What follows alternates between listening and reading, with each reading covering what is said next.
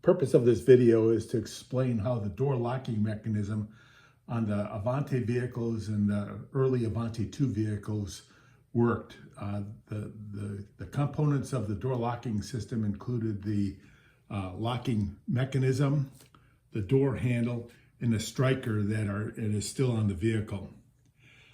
When the Avantis first came out, they were considered to be one of the safest vehicles manufactured in the United States, and one of the contributing factors to that was the robustness of the locking mechanism that was used in these early vehicles. The lock mechanism is a very complicated piece of equipment, and I'll go through the specifics on this. This here is the pin that engages into the striker on the door, which provides the stability and ensures that the door and the body assembly will not move relative to one another under severe operating conditions.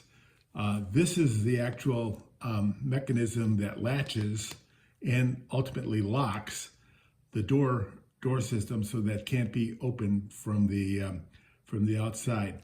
There's a little pin. There's a little device, little lever that's located right there, that in order for the key mechanism to work properly, that has to be compressed on this by closing the door on the striker. So you can't lock, the key lock mechanism will not work unless this little lever is compressed, and I'll get into that a little later. Looking at the locking mechanism from the other perspective, there are a couple of things I'd like to point out. This lever here is the lever that is actuated through the internal door locking lever that's mounted just below the window. And that, when you push that internal lever up or down, that moves a rod that moves this lever into one position or the other. This lever here is the mechanism that ties to the door handle on the interior of the vehicle. So when the door handle is pulled on the inside, this is pushed or pulled, and it opens this lever here, or the little cam mechanism there, so that you'll be able to open the door. This is really the complex part of the mechanism, or really the guts of the system. As I mentioned earlier, this is the lever system that connects to the internal door locking shaft that rotates this up or down, which then activates prevents the latch from opening on the other side of the latch. Once again, this rod here is the one that opens or closes the door by releasing the latch mechanism in the pin area. This device here functions as the part that when you push on this, when the door handle system pushes on this, you can see there's some movement that occurs on this side of the device, but you can see that on this side of the device, it opens the latching mechanism, so it allows you to open the door. So when you pull on the handle of the door, the handle mechanism pushes on this, and it releases the locking mechanism in there, so that this cam then can be moved out of the way so that you can open the door. This spring system here is connected to that little pin that I mentioned earlier, that allows the key mechanism, when you insert the key mechanism, to rotate. Because right now you can't rotate this shaft because that pin is not compressed. That tiny lever on the other side, that little lever that I mentioned earlier, that's back in here. When that gets compressed, you're able to rotate this, and the key mechanism will then allow this mechanism to either open, or this portion here will prevent the lock mechanism from rotating. I mean, this rotates down, and this little portion here comes in contact with that and will not allow the door to be opened. The other thing I wanted to point out is this little spring mechanism here, with a spring. The spring is there. It actually acts as a over center force that when you open, when the key is rotated, it latches over so that you get a one detent or the other. It won't stay in a null position. It goes one position or the other. So that spring functions as a lever point, if you will. It's either on this side or on that side when this mechanism rotates to lock the door and prevent the latch on the other side from opening.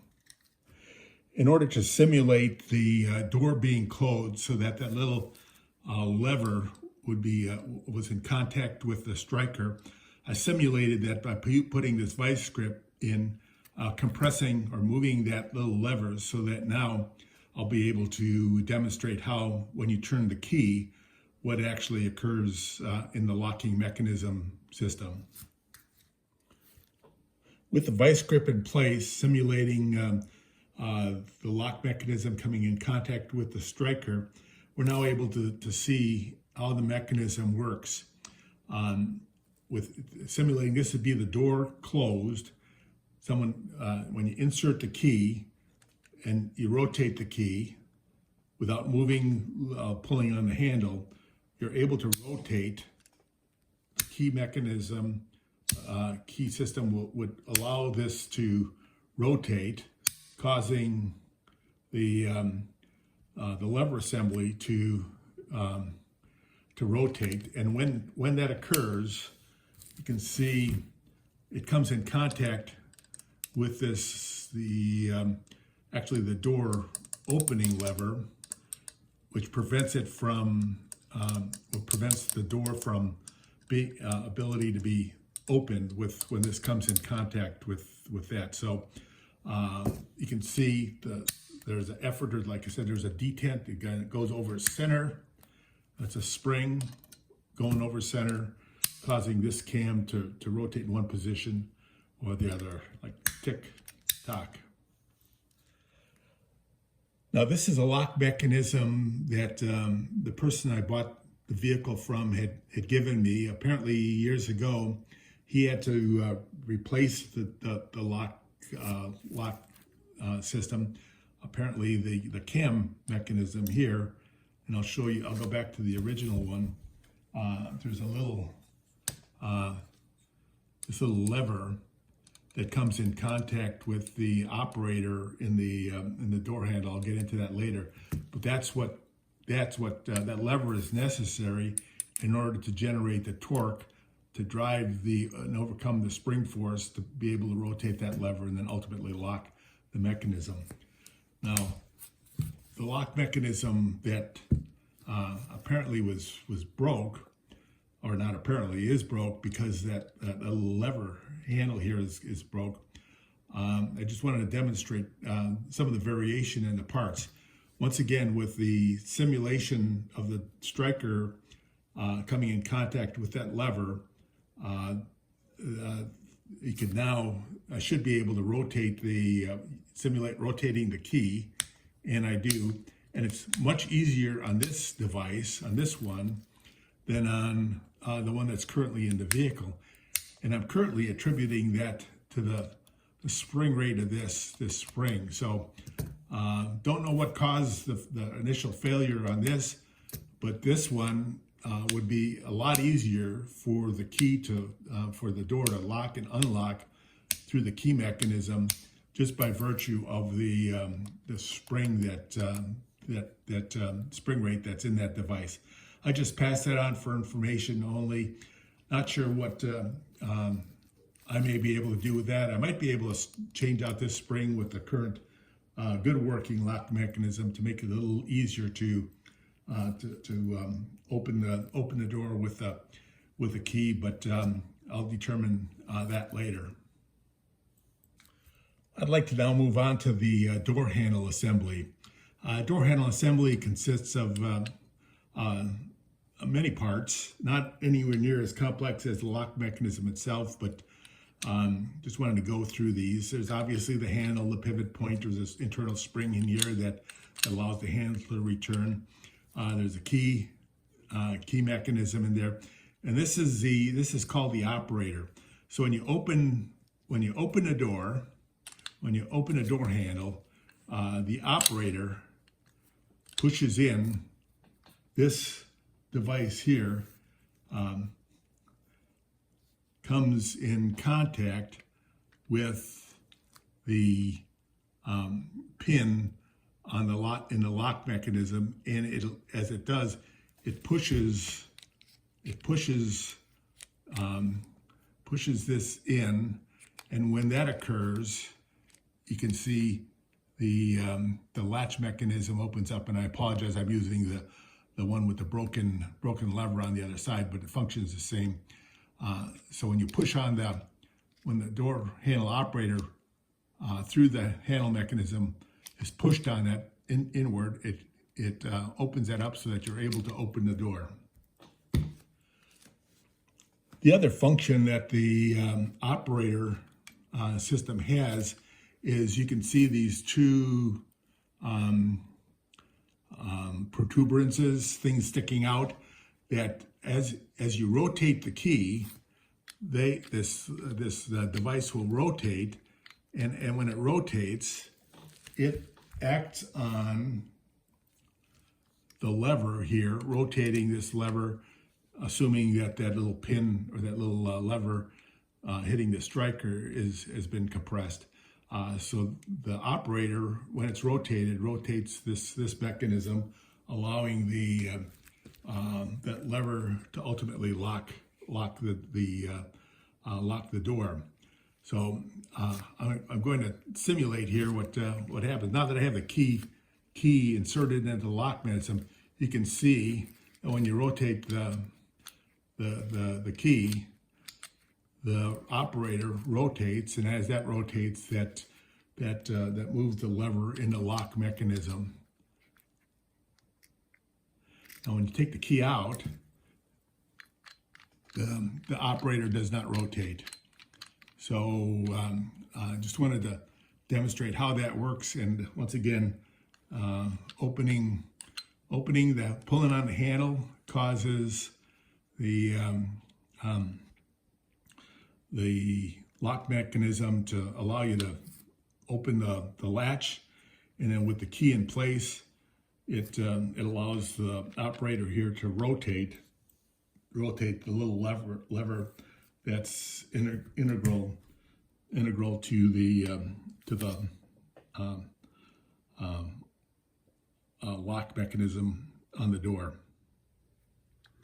As I mentioned, the third element of the locking mechanism is a striker assembly mounted on the vehicle, and this is where the big pin is inserted. And I mentioned that the little lever that enables the locking mechanism to work needs to be compressed on the lock system. That comes in contact with the striker right here, and you can probably see maybe some witness marks, some scratching that's occurred where that little striker, that little lever is coming in contact with the striker assembly. Anyway, just that's the third element of the system, and it kind of makes the system. And quite frankly, I think this is the main part that really added to the safety, structural integrity of the Avanti in that time frame. I believe many of the criteria that have subsequently been established through MVSS safety standards for door locking systems and mechanisms were, this system predates many of that, but I believe the Avanti system was ahead of its time at the time it was introduced. Obviously, there are probably more stringent requirements now than that have been captured now in more updated recent hardware than what was available in the early 60s. Well, that completes the description of how the lock mechanism on an Avanti and early Avanti IIs. Not sure how long these parts were used in the Avanti II and subsequent Avantis, but hopefully that gives you a good insight into how these systems work. I've had problems with the door. That's why I have this taken apart. I won't get into that in this video, but I will be creating another video to explain what I've discovered as the root cause for the problems and the issues that I had with the door locking system on the driver's side. Thank you all for listening and hopefully learning something from this. Have a great day.